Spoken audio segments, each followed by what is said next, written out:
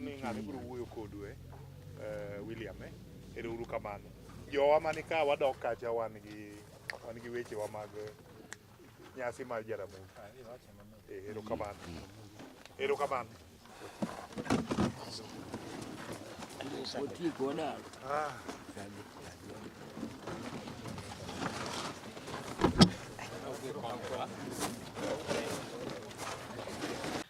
Kaka kawuono watimo nyasi mar Jaramogi mar higa 32. Adwa mondo watim nyasi mar Jaramogi mar higa 32 gi kwe gi hera mane Jaramogi nowewago. Kawuono kaka wawuoyo iwinjo ka gik moko nitie mbui mang'eny ma wachre ni ning'eni daktari party leader gwere gi nyare.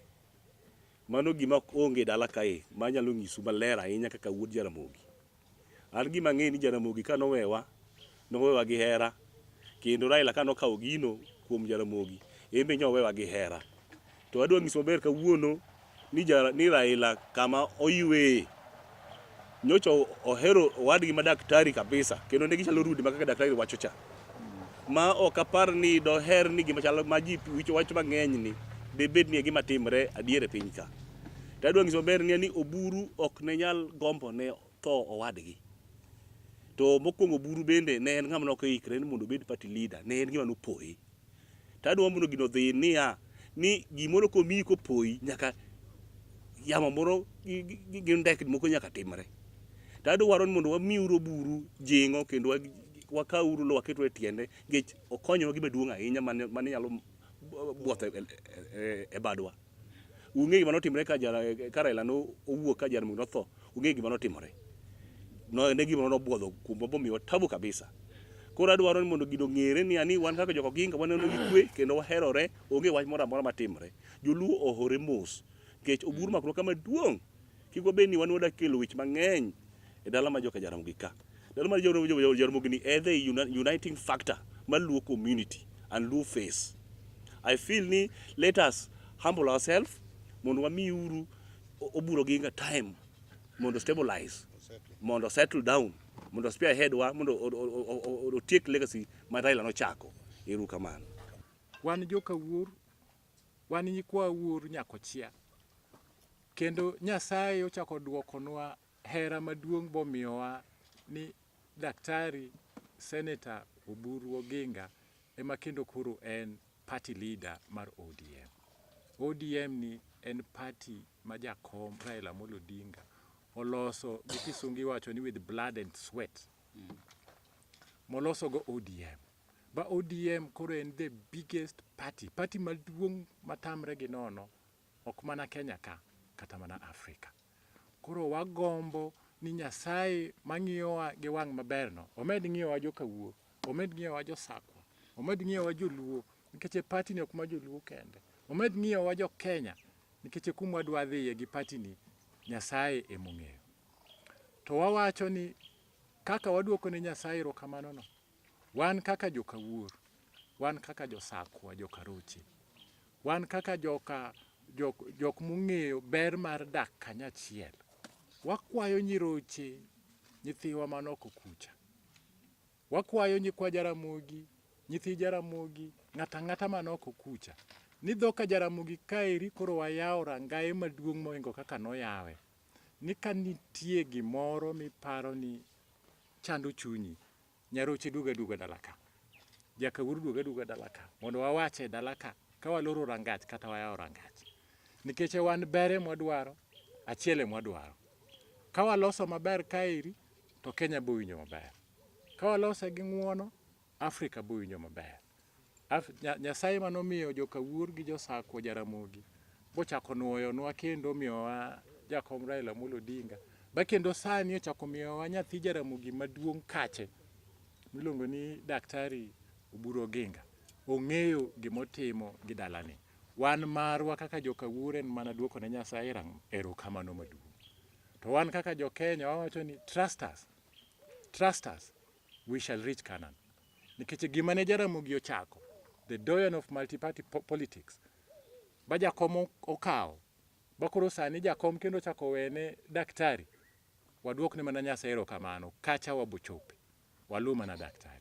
Jakom noyie ni ng'ata ng'ata wacho gima dwa wacho. To jakom wacho ni jakom was bigger than anything. Kanitie gima jakom nong'eyo, to nong'eyo ng'wono ne ng'ato kokosone.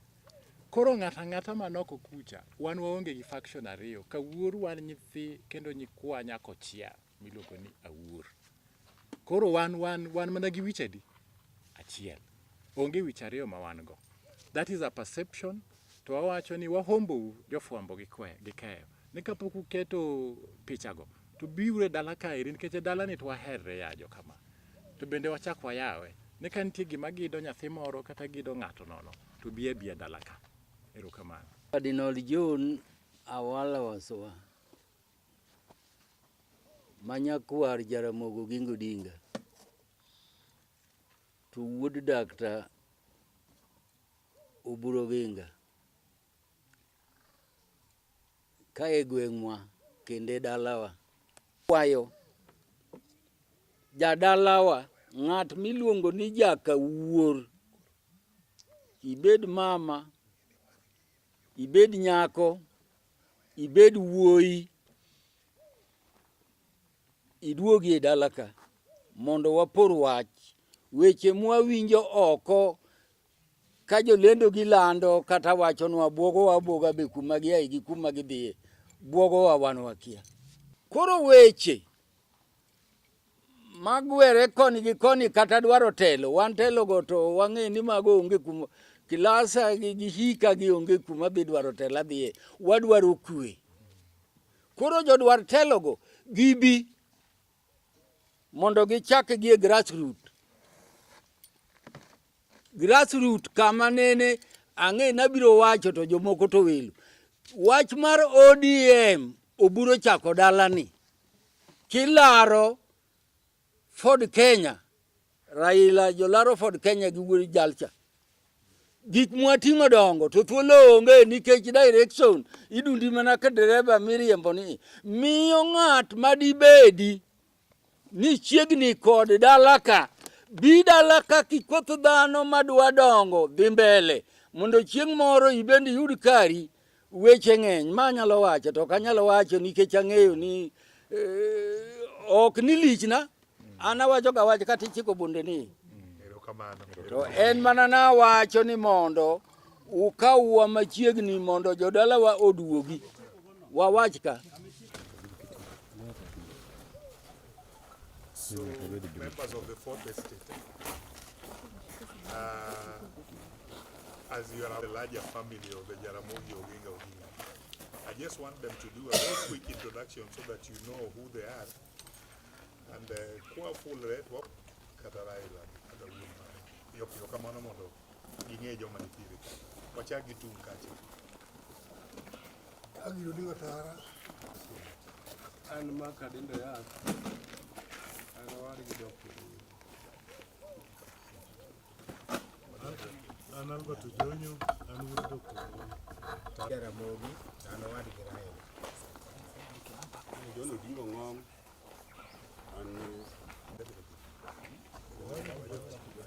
Cardinal John Awala Wasowa nyakwar Oginga Odinga kendo wuod Odinga. an giluongo ni Odinga teke an wadu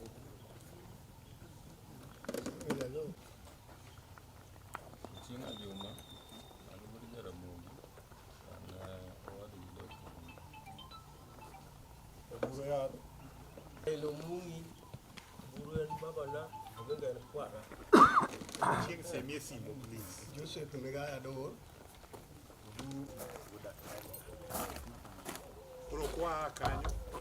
From there, we have a statement already, which is going to be shared with you. But I want you just to be given a brief.